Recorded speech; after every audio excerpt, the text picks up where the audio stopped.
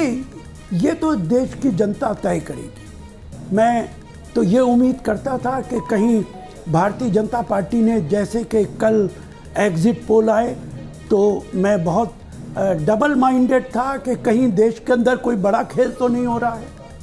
और जो कुछ एग्जिट पोल में आ रहा है ये खतरे की घंटी है। लेकिन आज जो रुझान आ रहे हैं उससे पता चल रहा है कि उम्मीद है कि इंडिया की सरकार बनेगी और ये फैसला जनता करेगी कि हम कहाँ बैठते हैं, अपोजिशन में बैठते हैं कि सरकार में बैठते हैं। शाम तक इस बात का फैसला हो जाएगा। चलिए राशिद जी, लेकिन जो आप कह रहे हैं उससे ये बात तो साफ है कि ईवीएम वाला जो डर था आप लोगों का वो तो अब कम से कम खत्म हो गया है। लेकिन इसी के साथ दक्षिण में लेकिन बीजेपी अच्छा प्रदर्शन कर रही है। दक्षिण में जहां खाता नहीं खुल रहा था, केरल में अच्छा प्रदर्शन करने की इस वक्त आज खबरें सामने आ रही हैं। हम तमिलनाडु की भी बात कर रहे हैं, सिर्फ कर्नाटका तक सीमित नहीं है वहां पर बीजेपी। तो अगर वो यहाँ नुकसान अगर कर भी हो भी जाएगा बीजेपी का, तो वहां से भर लेगी। देखिए बिल्कुल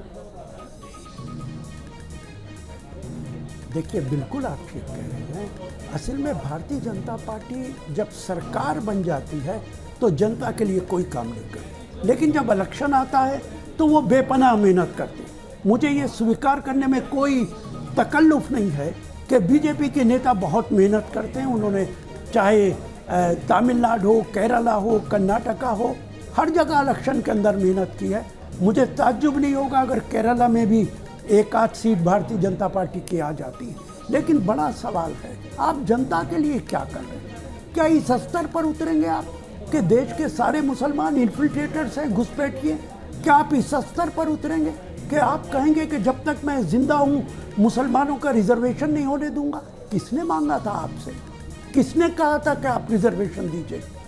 सत्ता आपके पास आए ना आए एक अलहदा सवाल है, लेकिन देश का जो माहौल आपने बनाया चुनाव के बीच में, और हिंदुस्तान की बात मैं नहीं कर रहा, दुनिया के बड़े बड़े अखबार देखिए, आप तो ज़रूर पढ़ते होंगे आप सब लोग। न्यूयॉर्क टाइम्स देखिए, आप वाशिंगटन पोस्ट देखिए, अल जजीरा देखिए, टाइम देखिए, पहले पेज पे खबरें आ रही। तो क्या इससे हमारे भारत की इज्जत में इजाफा हो रहा है?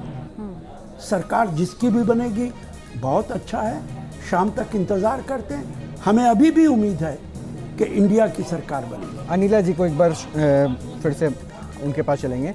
अनिला सिंह जी भी बनी हुई है ना हमारे साथ। अनिला जी देखिए, जो राशिद अल्वी साहब कह रहे हैं उसको आपने सुना तो होगा, मैं इस पर कहीं कोई एक लाइन भी ऐड नहीं करूंगा। आप बीजेपी का स्टैंड बड़ा क्लियर कर दीजिए तो अच्छा रहेगा। देखिए, भारतीय जनता पार्टी जो है, जो उसका एनडीए की सरकार का 10 साल का रिकॉर्ड रहा है, आपको लगता है कि वो रिकॉर्ड आगे कायम नहीं रहेगा? बिल्कुल रहेगा। मैं निरंतर देख रही हूँ कि कांग्रेस पार्टी के जो नेता हैं, जो प्रवक्ता हैं, इतनी कड़वी जबान बोल रहे हैं। क्या वो मान के चल गए हैं कि इनकी सरकार बन रही है? सरकार तो एनडीए की बन रही है साहब। प्रधानमंत्री तो नरेंद्र मोदी जी ही बन रहे हैं, और जो जीता वो सिकंदर। आप लोग कोई भी एक्सप्लेनेशन देते रहे। आप लोगों ने कौन कौन से आरोप जो हैं भारतीय जनता पार्टी के ऊपर नहीं लगाए, पर मुझे पूरी आशा है कि शाम तक जब सब कुछ एक क्लैरिटी से हम लोगों को मिल जाएगा, आप देखिएगा कि भारतीय जनता पार्टी जो है आपको 300 के आसपास। अनिला जी क्या ऐसे फैक्टर्स अभी तक आपको समझ में आए कि बीजेपी वो स्मूथ फाइट, मतलब अपने अपोजिशन को खड़ा नहीं होते हुए हमने देखा है 2014-19 में, क्या ऐसी वजह रही कि आप स्मूथली नहीं आगे निकल पा रही हैं? नहीं, देखिए, मैं एक चीज जानती हूँ, डेमोक्रेसी जो है ना, उसकी खूबसूरती ही ये होती है ना कि भाई अगर जो भी पॉलिटिकल पार्टी है, उसके जो वर्कर्स हैं, उसका जो काम है, उसकी जो आइडियोलॉजी है, उसका जो विजन है, जो उसका ब्लूप्रिंट है, अगर उसकी कॉन्स्टिट्यूएंसी के लोगों को पसंद आ रहे हैं, वहाँ उनके कैंडिडेट्स पसंद आ रहे हैं, तो डेफिनेटली लोग उसको वोट करेंगे। पर ओवरऑल मुझको लगता है कि जिस प्रकार से एक क्लैरिटी भारतवर्ष दे रहा है 2014 के बाद, कोई ऐसा उसमें कोई कंफ्यूजन नहीं होता, और अभी भी मुझे कोई कंफ्यूजन होता हुआ दिखाई नहीं दे रहा है। ठीक है, तो इसलिए मैं आश्वस्त हूँ।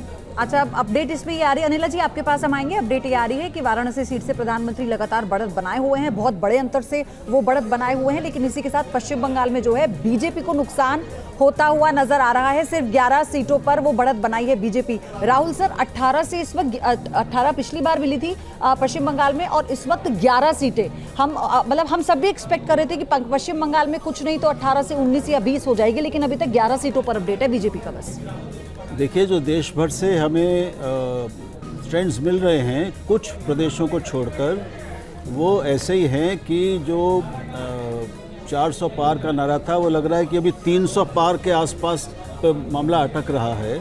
एक बहुत बड़ा नुकसान अपने 2014 और 2082 के हिसाब से भी, 2014 और 19 दोनों के हिसाब से बीजेपी को इस समय होता हुआ दिख रहा है। यूपी में क्या हो गया सर? यूपी में क्या? यूपी में तो सबसे बड़ा मैं कहूँगा कि वो क्रांति जैसी चीज़ हो गई है।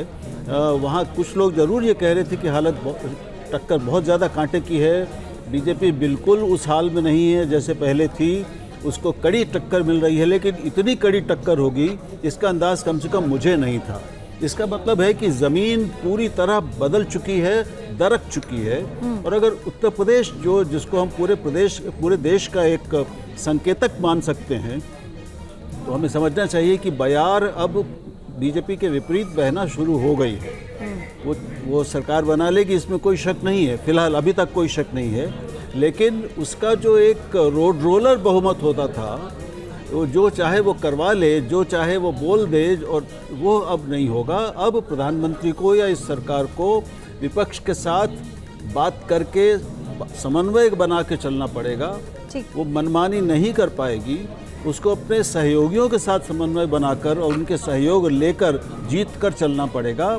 तो यानी जो नीतियों के नीति निर्माण में और उनके कार्यान्वयन में जो एक सत्ता के साथ जो एक मद आता है कि हम जो चाहें कर सकते हैं, कोई हमारे ऊपर अंकुश नहीं है जी। अब इस सरकार के ऊपर लोकतांत्रिक संसदीय अंकुश काम करेगा, और मैं समझता हूँ कि पूरी भारतीय राजनीति एक संतुलन पर लौटेगी। एक बार अपने मेहमानों से और मिलवा दूं जरा। हमारे 2 मेहमान जुड़ चुके हैं, उन मेहमानों से मिलवा दूं। विजय शर्मा बीजेपी से और भुवन भास्कर जोशी साहब है हमारे साथ जुड़े हुए, समाजवादी पार्टी के प्रवक्ता हैं। पहले तो स्वागत है। मैं शुरुआत सबसे पहले बीजेपी से ही करूंगा। क्या हो गया सर? अभी तक के ट्रेंड जैसा आप कहते आए उस हिसाब से तो नजर नहीं आ रहा है।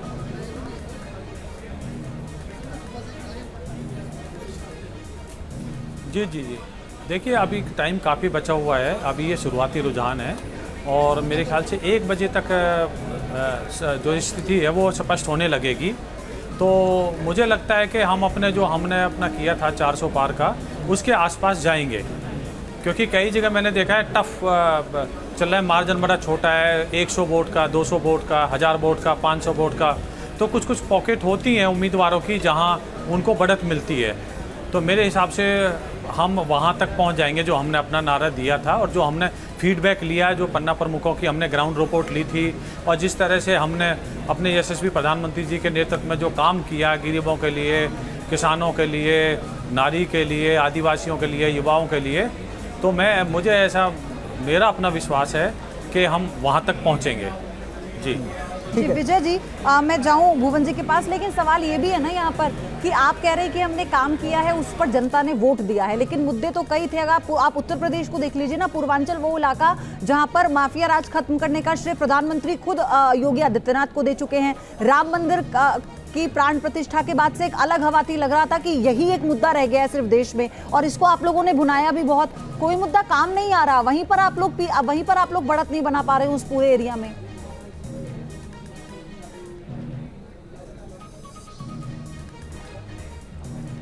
देखिए ऐसा है, अभी ये चुनावी रुझान है। मैंने पहले बताया, जैसे अभी पीछे हमने देखा था मथुरा में हेमा मालिनी थोड़ी सी वोटों से कम थी, अब 34,000 वोटों से आगे हैं। तो हमें इंतजार करना चाहिए, जल्दबाजी में अभी ये किसी तरह का हम निष्कर्ष पे पहुंच जाएं, वो जल्दबाजी होगी। और पीछे आपने देखा होगा मछली नगर जो सीट थी, वहां से हम कुछ वोटों से ही जीते थे, कुछ 100, 150, 200। तो अब की बार हमारा मार्जिन बढ़ेगा, वहाँ हम अच्छी सीटें ले रहे हैं। नगर में अभी आप ऑलमोस्ट 3,000 वोटों से पीछे चल रहे हैं। वैसे पूर्वोत्तर में मैं भुवन भास्कर साहब को भी शामिल करता हूँ। विजय जी आता हूँ, भुवन भास्कर साहब को शामिल करता हूँ। भुवन साहब, मतलब कॉन्ग्रेचुलेट कर दिया जाए आपको कि अच्छा परफॉर्म कर रहे हैं, या फिर और लीड लेंगे? बहुत बहुत धन्यवाद। और ये जिस ओर रुझान आपके आगे बढ़ रहे हैं, मुझे लगता है जो हमारे नेता माननीय अखिलेश यादव जी ने सूत्र दिया था पीडीए प्लस इंडिया, इसके साथ उत्तर प्रदेश के मातृशक्ति, उत्तर प्रदेश के युवा और उत्तर प्रदेश के किसान आके खड़े हो गए। मुझे लगता है जो अंतर और जो हमारा पिछली बार का स्कोर आपको पता है 2019 में हम लोग 5 पे खड़े थे, और मुझे लगता है इसका श्रेय केवल मैं इसको देना चाहता हूँ। नहीं सर, अभी वैसे मैं आपको एक बात और बताऊं, 2015 में बिहार में चुनाव था विधानसभा का, 14 राउंड तक आरजेडी बहुत आगे थी, पटाखे फूट गए, लड्डू बांट दिया गया, और 15वें राउंड से जो है नतीजा पलट गया। इसलिए मैं कह रहा हूं सर, अभी क्या ये बहुत अर्ली है या थोड़ा आपको लगता है कि नहीं अब जो है बस है? अगर है तो ऐसा क्या हो गया कि समाजवादी पार्टी अचानक उभर गई, बीजेपी गौन हो गई, राम मंदिर का मुद्दा था, सब कुछ शांत हो गया? देखिए, हम समाजवादी लोग हैं, हम लोग ओवर कॉन्फिडेंस में नहीं रहते।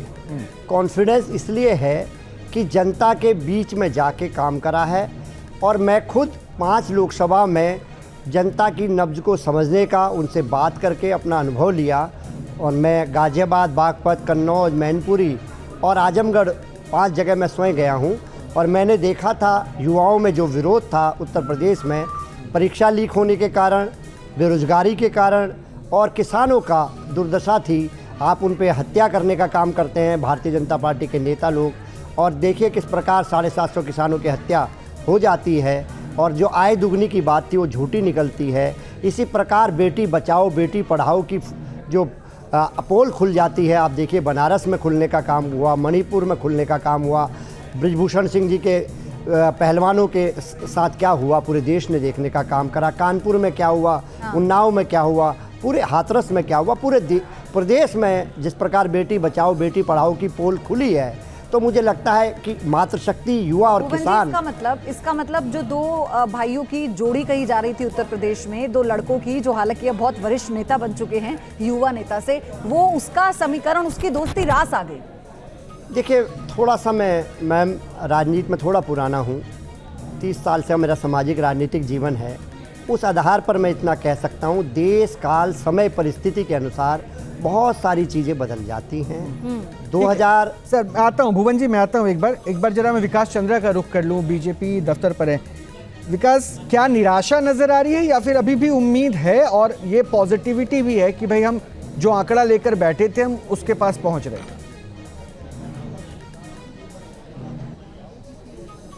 ये देखिए, अभी बयानों में तो पूरी उम्मीद है और सभी नेता इस पर अड़े हुए हैं कि देखिए साहब, अभी तो 6 राउंड 7 राउंड की मतगणना हुई है, अभी शाम तक होनी है, आप दोपहर होते होते देखिएगा कि सरकार तो हमारी बनेगी और मजबूती के साथ बनेगी। लेकिन बीजेपी को उम्मीद नहीं थी, वो सोच रहे थे कि 2019 की तरह से जैसे ही पोस्टल बैलेट खुलेगा उसके बाद ईवीएम खुलेगा और लगातार हमारी बढ़त रहेगी और उसी तरीके से हम बढ़ते आगे चले जाएंगे और धुआंधार इस बार बीजेपी 370 का आंकड़ा छुएगी, एनडीए 400। तो उन सब बातों पर अब बीजेपी के जो नेता और प्रवक्ता पार्टी दफ्तर में, उनको ये नहीं समझ में आ रहा है कि अब इस पर हम क्या बोलें, कैसे बोलें, डिफेंड कैसे करें, क्योंकि जिस कांग्रेस को ये डबल डिजिट में नहीं मान रहे थे, रुझानों में देखिए तो वो अभी 3 डिजिट में कांग्रेस है। सपा को जहाँ बिल्कुल स्वीकार करने को तैयार नहीं थे, सपा कहाँ है उसको देखिए। खासतौर पर सबसे चौंकाने वाली बात यह है कि जिस उत्तर प्रदेश को लेकर के बीजेपी का कोई भी नेता और कार्यकर्ता मरी से मरी हालत में भी 65 सीट से कम नहीं दे रहा था। कहा था कि बहुत स्थिति खराब होगी तो हम 65 सीट जीतेंगे। हालांकि ग्राउंड की रियलिटी अलग थी।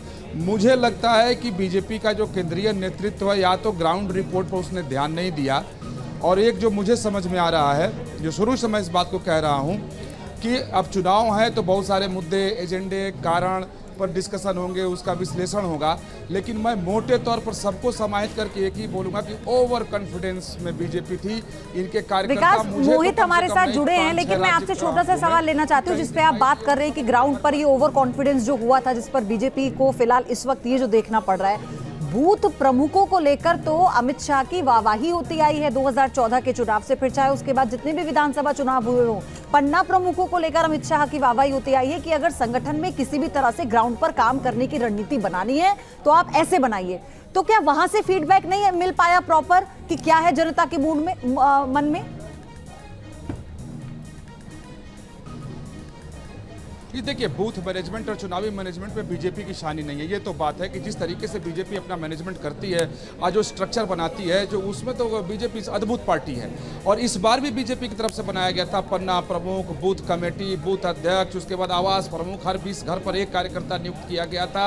सारी रिपोर्टें आ रही थी। लेकिन जो मैं पहले कह रहा था कि सारे स्ट्रक्चर बनाए गए थे, सभी दायित्व तो बहुत पहले ही सौंप करके कार्यकर्ताओं को और नेताओं को मैदान में उतार दिए गए थे। लेकिन मोदी है तो मुमकिन है, मोदी का मैजिक चलेगा। मोदी के भरोसे मुझे लगता है कि कार्यकर्ता घर से निकले ही नहीं कह रहे हैं। वो तो देखिए, आपको रोक रहा हूं, एक बहुत अहम जानकारी अभी आपको बता रहा हूं। चांदनी चौक सीट बहुत दिलचस्प जगह, बहुत दिलचस्प आंकड़ा आ रहा है। सिर्फ 1 वोट का अंतर है प्रवीण खंडेलवाल के सामने जेपी अग्रवाल, जिनको आम आदमी पार्टी का भी समर्थन, यानी कांग्रेस और आम आदमी पार्टी की तरफ से कैंडिडेट जेपी अग्रवाल और प्रवीण खंडेलवाल बीजेपी के कैंडिडेट 1 वोट से आगे हैं। ये अपने आप में बहुत दिलचस्प आंकड़ा है। बहरहाल चुनावी टक्कर तो नजर आ रही है इस बार। विकास चंद्रा, ये 1 वोट बहुत दिलचस्प आंकड़ा हो गया। उसके बाद मोहित दुबे के पास भी चलेंगे।